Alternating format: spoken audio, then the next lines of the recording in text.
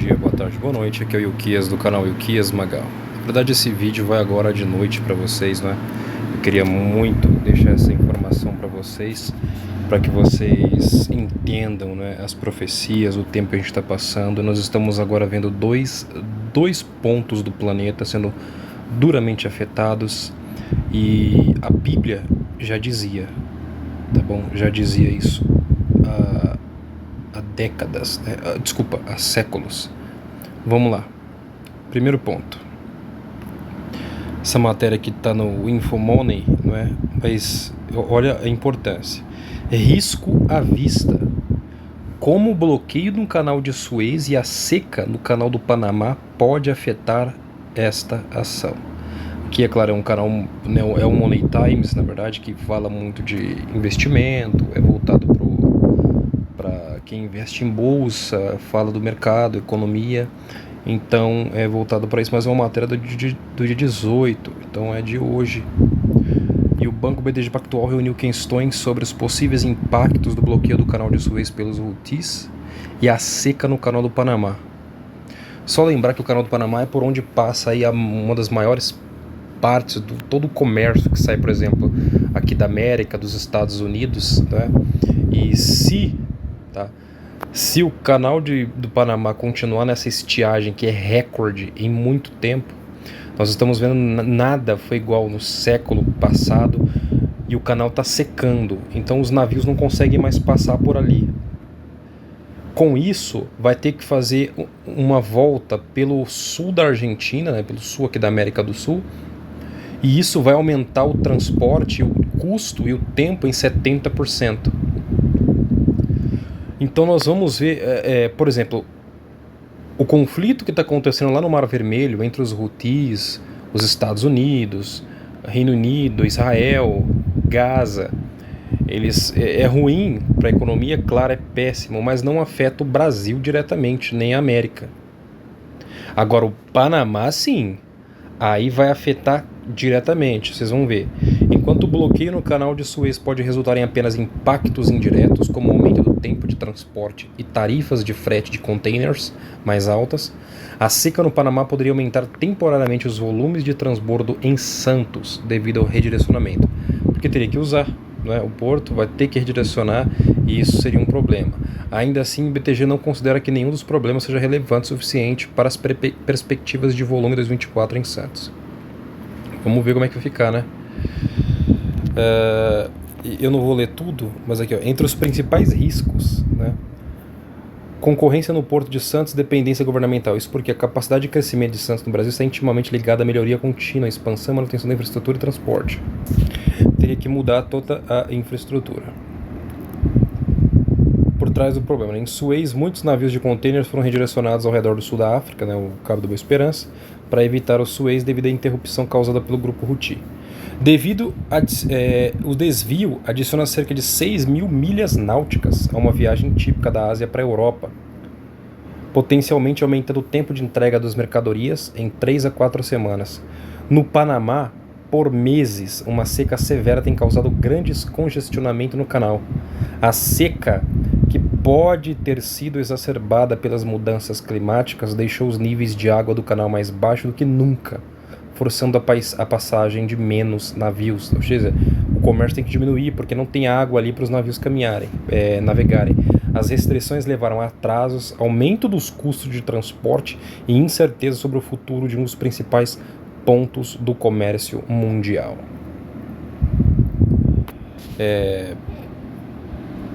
O banco, né, o BTG, está dando dicas. Olha, não precisa ficar em desespero, não é? Podem cuidar dos seus investimentos, mas eu queria trazer um texto que o profeta Isaías diz no capítulo 19, que Deus castigaria o Egito. E irmãos, você precisa entender que o que aconteceu na Torá foi sombra do que nós estamos vivendo hoje. Nós todos estamos no Egito. Na verdade, não é Egito o nome, né? No hebraico a palavra é Mitzrayim, que vem de Metzá, que é um local onde o boi, né, os animais eram levados para o matadouro. Eles começavam em grande quantidade e os bois, eles caminhavam e o caminho ia afunilando até que desse para passar apenas um, onde ele não tinha volta, ele ia direto para ser abatido. E é assim que caminha toda a humanidade em Mitzrayim. E nós estamos esperando o nosso libertador que virá, né? O novo Moshe, mas não é Moisés. O nosso libertador é Yeshua. Ele começou uma libertação oferecendo o seu reino há 2000 anos atrás, e agora ele vai retornar para completar a obra e nos levar para o seu reino. Mas enquanto isso, nós estamos no sistema de Mitzrayim. O Egito, os deuses deles ainda governam. Veja só, esta é a mensagem contra o Egito. O Senhor, montado numa nuvem, vai indo depressa para o Egito. Os ídolos daquele país tremerão diante dele. E todos os egípcios ficarão com medo. O Senhor Deus diz: vou atiçar os egípcios uns contra os outros. Irmão lutará contra irmão, vizinho contra vizinho, cidade contra cidade, província contra província. Nós já temos visto isso, não é? Notou que tem conflito em todo ponto do planeta, não tem mais nenhum canto em paz? Os egípcios perderão a coragem, e eu farei com que os seus planos fracassem. Isso aqui é uma ordem do Senhor, não é para o Egito físico, a nação ali. Deus está usando uma mensagem para o império poderoso, que nos dias do profeta Isaías era uma nação forte, que Israel muito se aliançou para combater a Babilônia.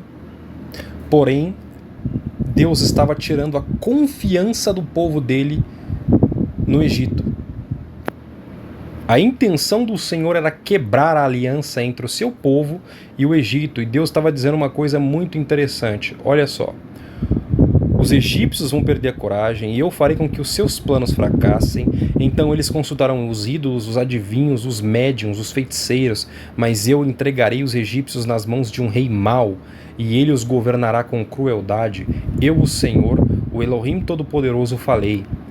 Agora, olha esta mensagem: as águas do Nilo vão baixar. Isso já acontece hoje fisicamente, tá?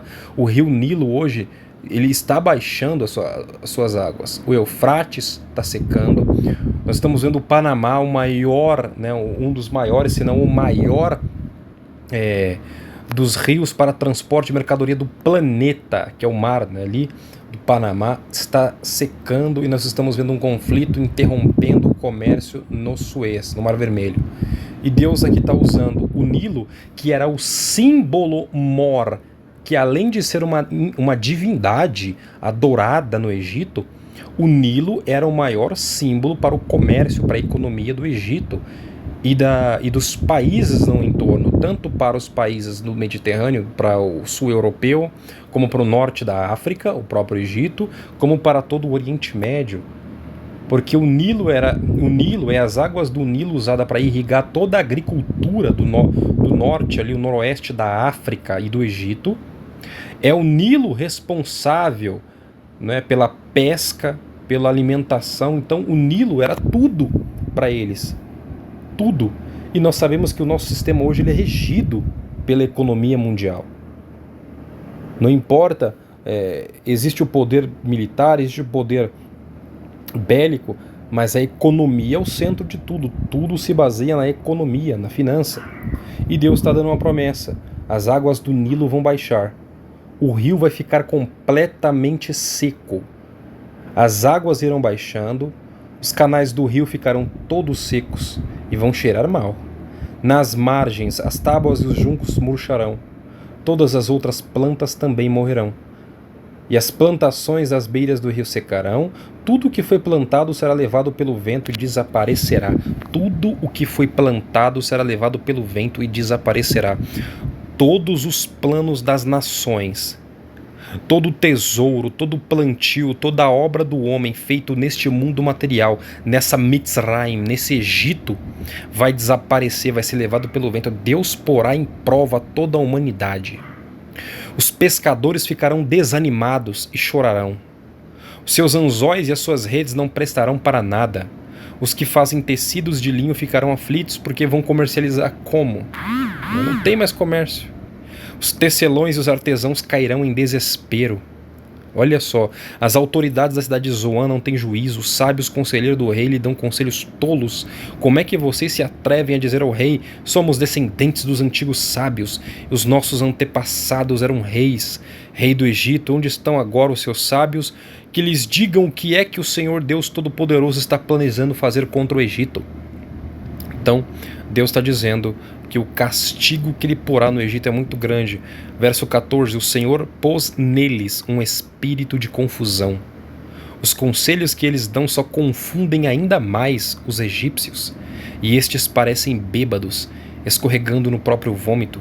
Ninguém, seja rico ou pobre, importante ou humilde, pode fazer nada para ajudar o Egito. Isso aqui tá aí é uma promessa, porque Deus, irmãos, isso aqui não tá falando do Egito e a Síria físicos, tá? Essa promessa de Isaías é algo que vai acontecer no futuro, na nova terra, porque o Mashiach, Yeshua, ele vai unir Israel, o Egito, a Síria. Tá aqui, que ele diz que naquele dia os egípcios parecerão mulheres. Ficaram todos tremendo de medo quando o Senhor Todo-Poderoso levantar a mão para castigá-los. Eles terão medo da terra de Judá. Todas as vezes que ouvirem falar dessa terra, eles ficarão apavorados, pensando naquilo que o Senhor Todo-Poderoso já planejou fazer contra eles. Naquele dia haverá no Egito 5 cidades em que os moradores falarão hebraico e jurarão obedecer ao Senhor Deus Todo-Poderoso. Uma dessas cidades será chamada a Cidade do Sol, né, o Heliópolis. Naqueles dias haverá no Egito um altar dedicado a Deus, o Senhor, e na fronteira do país será levantada uma coluna em honra ao Eterno, e eles serão construídos para serem sinais e testemunhas da presença do Senhor Deus Todo-Poderoso na terra do Egito. E quando os egípcios forem perseguidos e clamarem ao Senhor pedindo ajuda, ele lhes enviará um salvador e defensor que os livrará de seus inimigos. E o Senhor mostrará aos egípcios quem ele é, e eles o conhecerão. Eles adorarão o Senhor e lhe apresentarão sacrifícios e ofertas de cereais. Aqui, né, os sábios em Israel dizem que no reino messiânico, né, no milênio, o Mashiach, ele trará a restauração, e o próprio Egito, as nações do mundo vão adorar o Eterno, elas se converterão. Não vai existir várias religiões, porque todos conhecerão a Deus, todos conhecerão o Eterno, como está descrito pelo profeta Isaías, capítulo 2. Mas o Senhor está dizendo que ele vai castigar a terra inteira, não é um Egito apenas, mas é a terra. O Egito é este mundo. Nós estamos todos no Egito. Nós todos estamos sendo tirados do Eterno, como o Eterno promete aos profetas que no fim dos dias ele pegaria o seu povo e os protegeria, os levando para o deserto das nações. E o par de asas da águia é para que a mulher viva longe do dragão, da serpente. E que depois, olha que tremendo, está escrito em Apocalipse, que Yohanan, João, ele vê um mar, né, um mar de vidro e fogo debaixo do trono do Eterno. E depois, mais à frente no capítulo 7, assim como mais adiante, ele vê uma multidão incontável que saíram da besta e do falso profeta e do número de seu nome, que venceram, e eles atravessam este rio de fogo, porque nós todos estamos caminhando para a libertação do Egito. Vamos passar pelo deserto novamente e vamos agora atravessar o mar de cima. Isso é o arrebatamento. Quando Yeshua vier, ele não vai pisar no monte físico do Monte das Oliveiras. É que o local onde ele vai aparecer é em Israel. Ele vai aparecer ali, vai haver um portal aberto ali. E Yeshua aparecerá, enviará, só que ele vai vir só até os céus. Ele vai rasgar o domo, da terra, o mar de cima será aberto e 1/3, como está escrito, escapará no meio dele ali, e todos verão os ferimentos em sua mão. Perguntarão e ele dirá: estas são feridas que eu fui ferido na casa dos meus amigos. Vocês entendem para o que nós estamos caminhando? É essa a profecia. O Eterno está ferindo a economia do mundo, está levando confusão no mundo. Porque, irmãos, parece que todo mundo está parasitado. O plano de desses homens de escravizar a humanidade, lançar uma moeda digital, colocar uma inteligência artificial para controlar tudo, sendo que a inteligência artificial já é comprovado que existe sim, existe a chance da inteligência artificial, junto com a computação quântica, se voltar contra o ser humano. Como é que alguém cria uma arma de destruição contra si próprio? Somente uma mente parasitada, é um nível de burrice muito grande. E vamos para mais um texto que eu separei aqui, né, que foi o primeiro, do mesmo, né, no Bible Getaway, que Isaías 30 diz, né, novamente o Senhor falou comigo e disse para o profeta, aqui é o profeta Ezequiel, tá? Profecia do profeta Ezequiel contra o Egito. Homem mortal, profetize e anuncia o que eu, o Senhor Deus, estou dizendo. Gritem o seguinte: dia de terror. O dia está perto, o dia em que o Senhor vai agir, um dia de nuvens e de castigo para as nações. Opa, para as nações. Segue. Haverá guerra no Egito. Grande sofrimento na Etiópia. Muitos serão mortos no Egito. O país será roubado, arrasado. Essa guerra também matará os soldados contratados da Etiópia, Lídia, Líbia, Arábia, Cuba e até o do meu próprio povo, porque Israel estará numa aliança final com o Egito, que no meu entender vai haver uma aliança militar para combater o eixo norte do Irã, que vai ser Israel, Arábia Saudita, Egito, Jordânia estará junto, e Deus está dizendo que eles serão severamente castigados por confiar no poder bélico, por confiar na economia desse mundo, por confiar no Egito e no faraó, que é um enganador, que é um usurpador. Deus está dizendo que eu vou humilhar eles, eu vou pôr eles de novo à prova, como fez no Egito, para que o povo então olhem para o Senhor.